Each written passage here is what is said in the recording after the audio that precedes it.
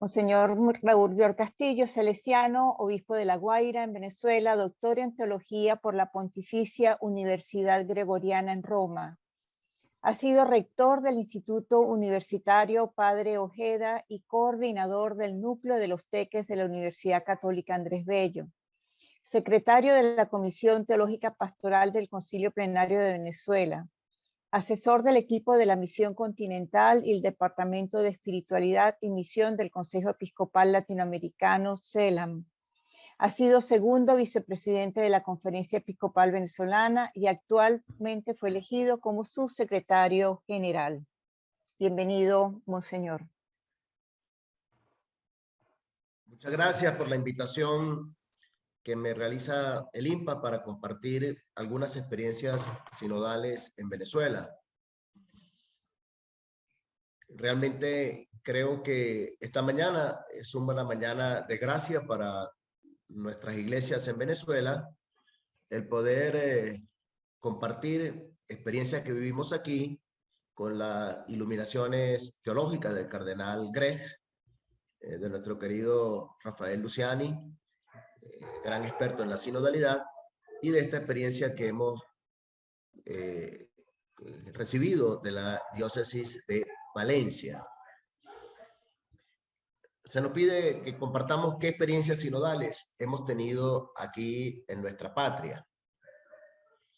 Y quiero comenzar en el primer punto con dos afirmaciones que son importantes para entender la sinodalidad.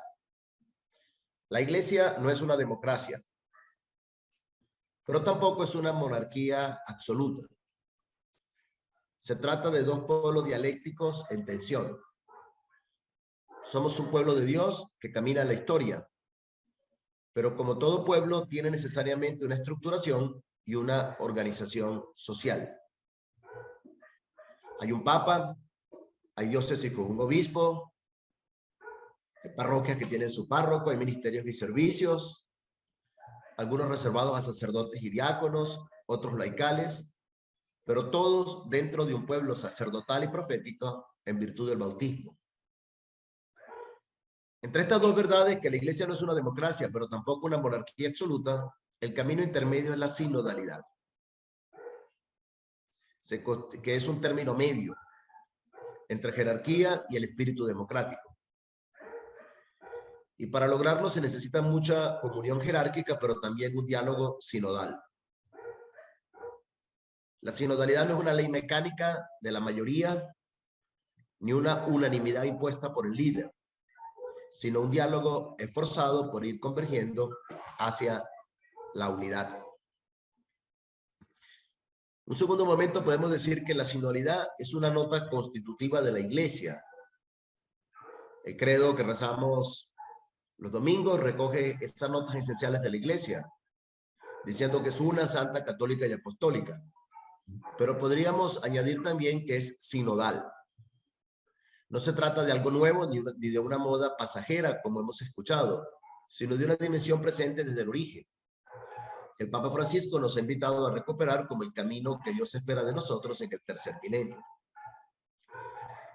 Esa expresión de una eclesiología de comunión lo hemos escuchado esta mañana y se manifiesta en todas las instancias del pueblo de Dios, en la vida de las parroquias, de las zonas pastorales, de las diócesis, pero también más allá de las diócesis, en las provincias eclesiásticas, en las regiones, en los países, hasta llegar a la Iglesia Universal. La sinodalidad es un espíritu que ha encontrado en el pasado diversas estructuras.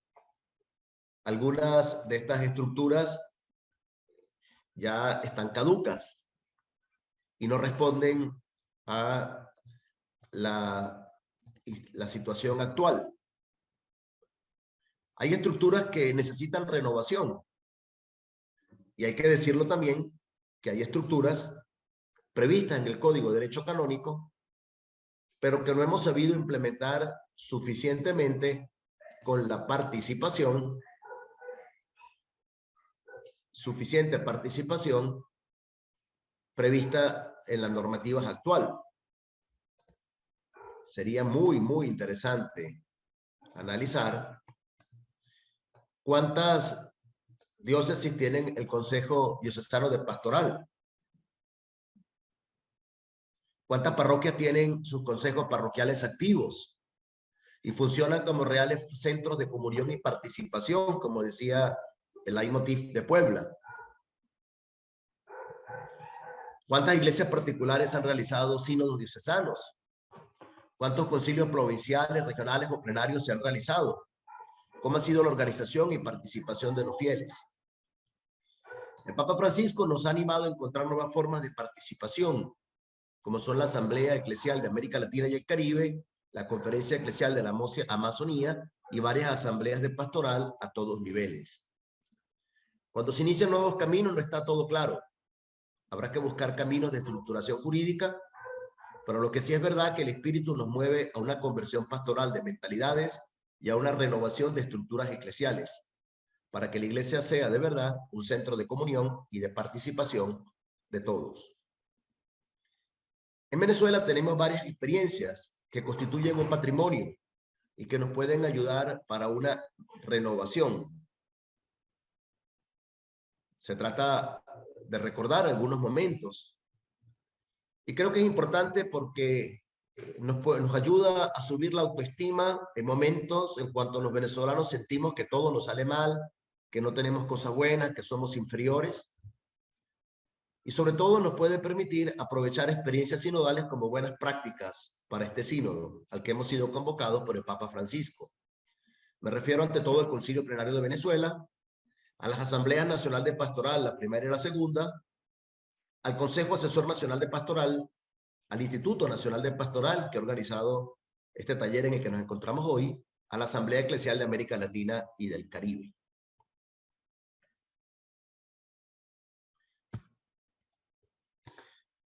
La importancia del concilio que hemos vivido nosotros en Venezuela y que está siendo muy valorado.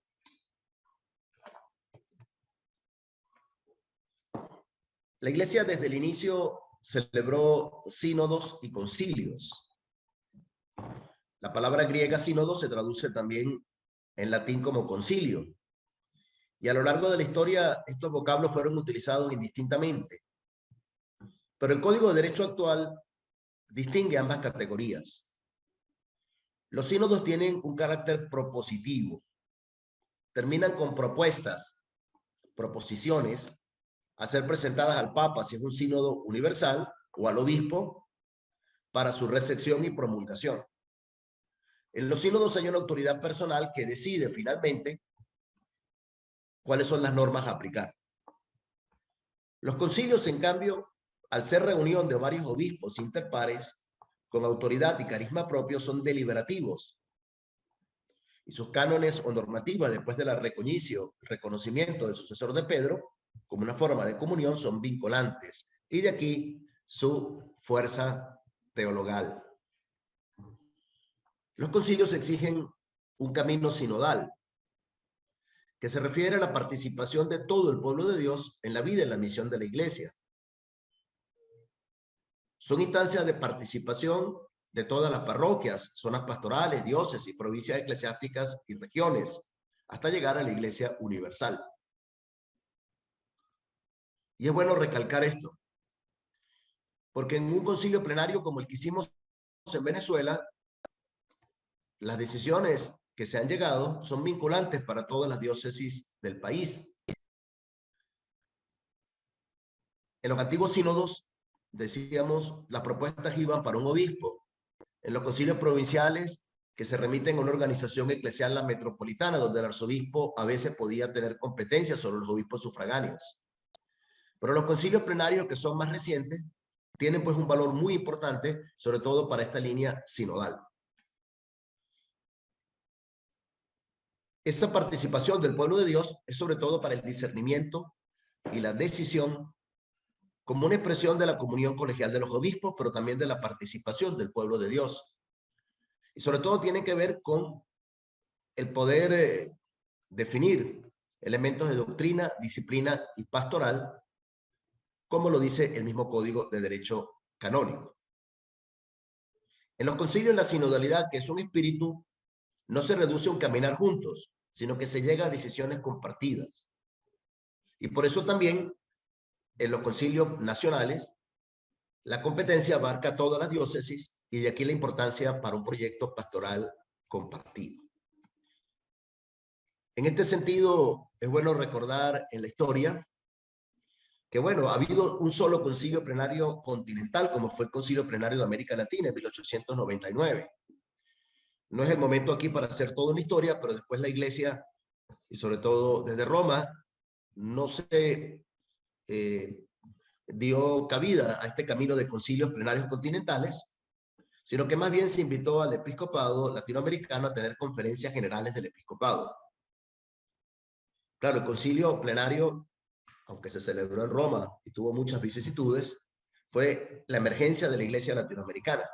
Pero la figura jurídica era muy interesante, porque permitía tener o tomar decisiones válidas para todos los países de un continente. El camino nuestro que hemos seguido en el CELAN ha sido conferencia general del episcopado, muy importante, pero no tenían una fuerza vinculante. De aquí, bueno, sería interesante hacer un estudio histórico canónico, pero no es el objeto de esta conferencia. Ha habido muy pocos concilios plenarios después del Vaticano II, y la mayoría duraron pocas semanas. Sin embargo, nuestro concilio plenario duró casi una década. 4 años de su fase antepreparatoria y preparatoria, y 6 años de una fase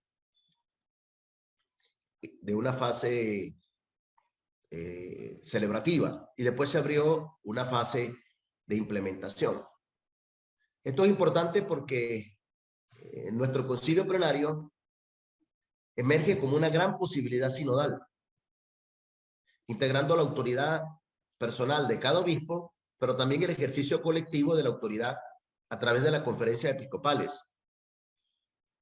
Para la teología y para la Iglesia también va a ser bien importante el poder definir mejor la naturaleza y competencias de las conferencias episcopales, que el Papa Francisco le ha querido también atribuir una autoridad también de tipo doctrinal y no simplemente de tipo deductivo o aplicativo. Por eso que bien interesante que nuestro concilio plenario es una de las mejores experiencias donde la sinodalidad se ha hecho colegialidad y se ha hecho un proceso largo, como estos procesos del tiempo, en la renovación pastoral. Por eso ha sido muy apreciado y está siendo muy apreciado, inclusive en este sínodo sobre la sinodalidad, como una de las mejores experiencias. Y tenemos que sentirnos nosotros orgullosos precisamente de esto y al mismo tiempo recuperar el espíritu. Recordamos brevemente que las motivaciones para celebrarlo fueron los 500 años de la llegada de la fe a Venezuela en 1998.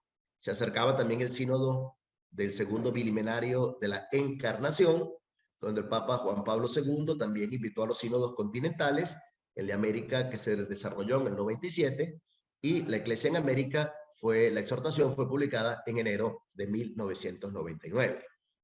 Es verdad que en ese momento en América Latina se respiraba un aire de desconcierto. Reinaba el desasosiego y la incertidumbre en la pastoral. Había todavía consecuencias del así llamado síndrome Santo Domingo, donde había desesperanza, bueno, por la Conferencia General de Santo Domingo. Corrían aires de centralismo universal, de sospechas y de acechanzas paralizantes. En medio de ese contexto, los obispos venezolanos decidieron realizar un concilio plenario para una renovación pastoral a largo alcance. Y aquí, pues, el reconocimiento a Monseñor Ramón Ovidio Pérez Morales, el gran artífice y motor del concilio plenario. Y bueno, cuando se hicieron las consultas en los dicasterios romanos, se aconsejó que el concilio no abordara temas teológicos ni morales, sino solo pastorales.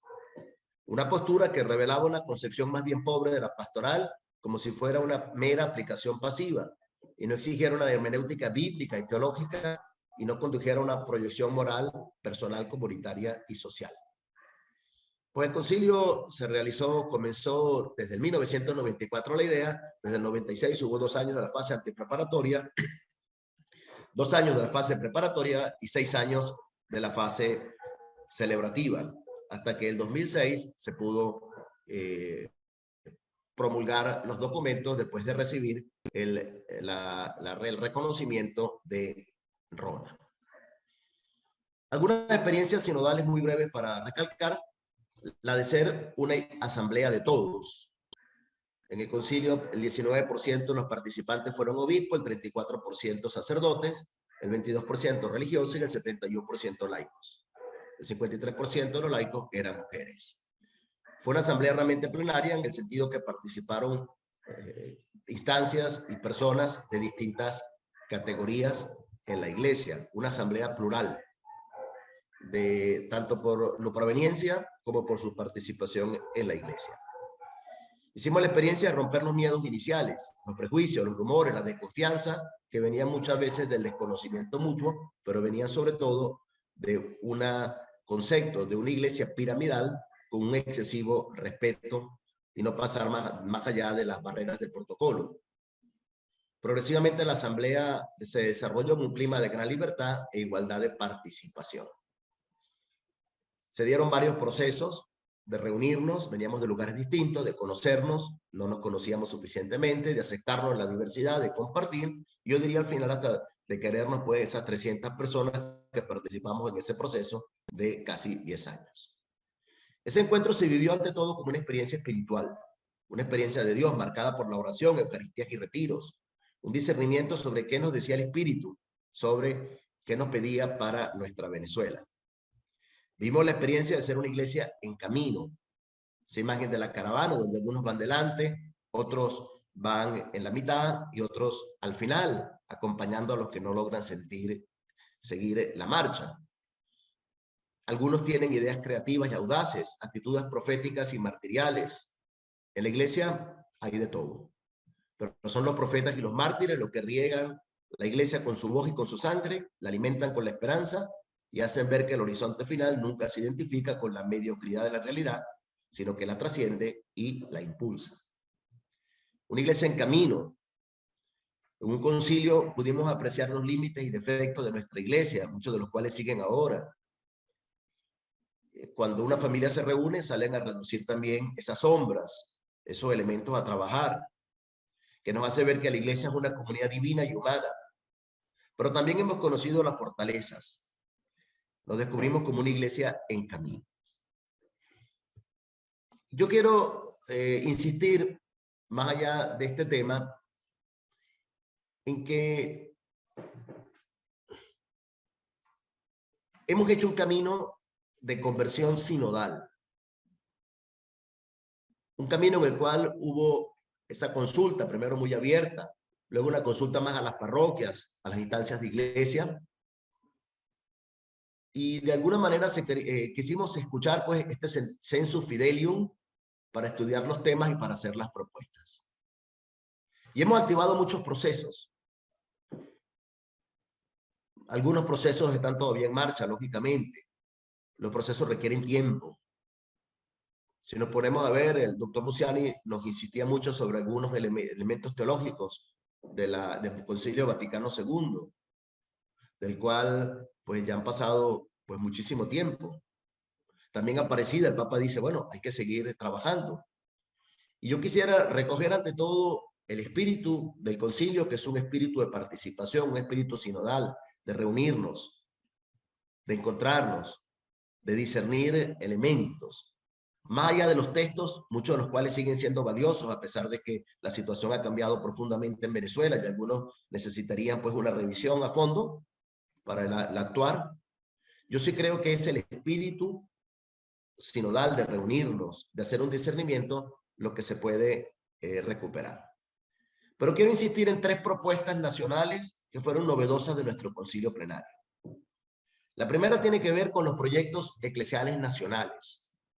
Estas 3 propuestas están en el documento 11 de instancias de comunión para la misión. El concilio plenario reconoció la necesidad de que tuviéramos en la iglesia proyectos nacionales en los que colaborara no solo la Conferencia Episcopal y el SPEP, sino también la Conferencia de Religiosos y Religiosas, la CONVER, el Consejo Nacional de Laicos, otros organismos educativos y de salud de iglesia, que fueran proyectos de iglesia ayudándonos a vencer esa tentación de ser conucos, de ser hortus conclusos, cerrados cada uno en su propia diócesis. Por lo tanto, la necesidad de esa invitación a salir de la zona de confort y hacer el esfuerzo por pasar a que los organismos de iglesia sean precisamente instrumentos de comunión de distintos niveles e instancias de iglesia. Solo desde esa humildad y una voluntad de trabajar en equipo se podrá superar una arraigada actitud individualista y fragmentaria que desemboca en la autosuficiencia y la escasa valoración del otro, en la autorreferencialidad. La segunda propuesta tiene que ver con las asambleas nacionales de pastorales, de la cual ya celebramos la primera y está en curso la segunda. El concilio nos invitaba de celebrar asambleas periódicas a nivel nacional con la participación de sacerdotes, institutos de vida consagrada, de laicos, y que esas asambleas fueran parte de un proceso continuo donde hubiese asambleas parroquiales, asambleas diocesanas, asambleas provinciales, hasta culminar en la Asamblea Nacional. Y la finalidad la define el concilio como la de impulsar la puesta en práctica del concilio. Estas asambleas nacionales son muy importantes porque precisamente nos indican este aspecto sinodal. Asamblea, que es esa misma eclesía, que es esa cogel, es esa reunión. Y bueno, es ver un poco que ese camino tiene que ser evaluado. Es bien importante esto que hemos propuesto y que en el fondo se trata de una dinámica continua. Un camino sinodal exige no reunirse cada vez que el Papa convoca un sínodo, sino implica una dinámica continua donde a lo mejor un año sea en las asambleas parroquiales, al año siguiente esas zonales, diocesanas, y podamos llegar también a esas asambleas nacionales que permitan auscultar, evaluar la situación pastoral y lanzarnos hacia adelante. Finalmente, el Consejo Asesor Nacional de Pastoral. Se propuso un Consejo Nacional de Pastoral. Roma nos recordó que el Consejo Nacional de Pastoral no puede ser un organismo sobre los obispos que dicte normas de la pastoral, pero sí, nosotros lo hemos puesto como un consejo asesor y ya se creó en el 2017 con la participación de obispos, sacerdotes, religiosos, laicos, representantes de los centros de formación, de los centros de salud. Este Consejo Asesor Nacional puede ayudar a diseñar políticas y estratégicas pastorales, pero sobre todo para hacer un espacio de escucha, lo hemos escuchado, de escucha de la realidad. Ya hemos celebrado la primera Asamblea Nacional de Pastoral. Se eligió el Consejo Asesor Nacional de Pastoral. El IMPAS, como lo vemos hoy, ya está reactivado como se pidió. Son organismos de comunión.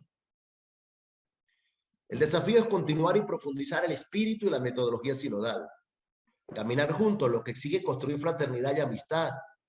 Vencer la tentación del individualismo. Asumir la misión en comunión. Llegar a decisiones consensuadas y compartidas. Tenemos unas buenas prácticas sinodales. Bueno, se trata pues para nosotros este desafío de retomar la segunda Asamblea Nacional de Pastoral, que estaba prevista para el año 2020 con el tema de la renovación pastoral de las parroquias. El COVID nos obligó a postergarla, pero ya la Asamblea de los Obispos nos ha invitado a retomarla y poder realizarla cuanto antes. La Asamblea Eclesial de América Latina y el Caribe, recientemente celebrada en noviembre de 2021, ha sido una experiencia sinodal novedosa. Ha permitido escuchar a las iglesias para constatar el sufrimiento de los pobres, el grito de destrucción de la casa común, el impacto de la pandemia, la necesidad de una mayor implicación del laicado y de las mujeres en instancias de decisión de la iglesia. Por supuesto que en la Asamblea Eclesial, como fue también en el Concilio y en el Sínodo, cada momento tiene su riqueza y su valor. La fase parroquial y diocesana en la que nos encontramos tiene un valor local.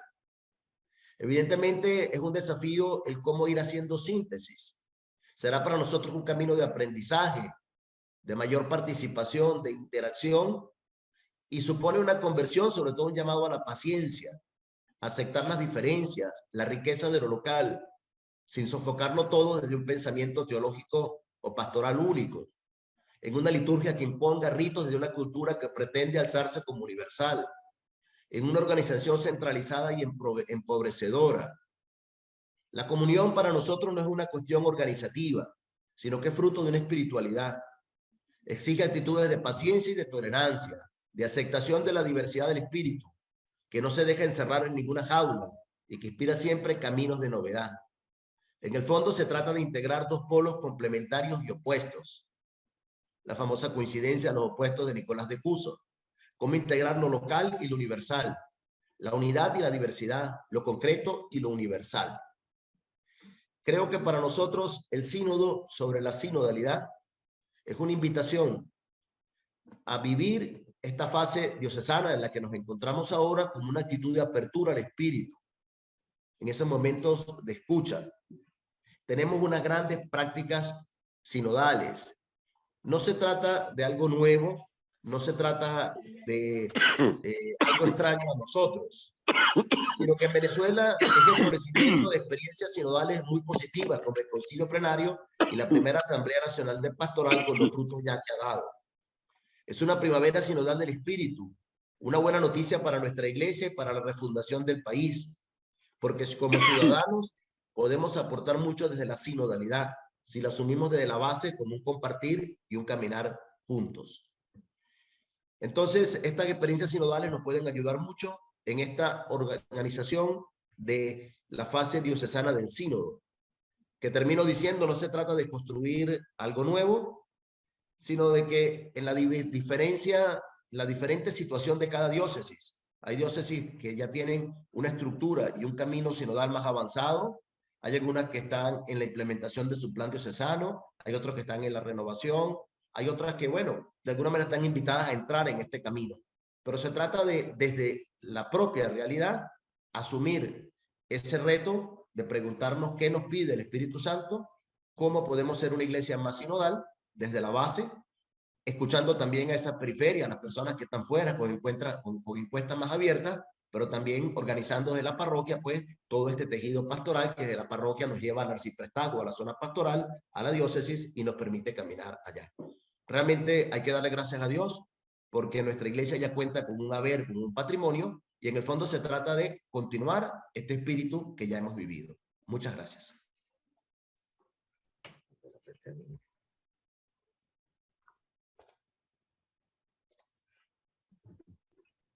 Bueno, muchísimas gracias, Monseñor.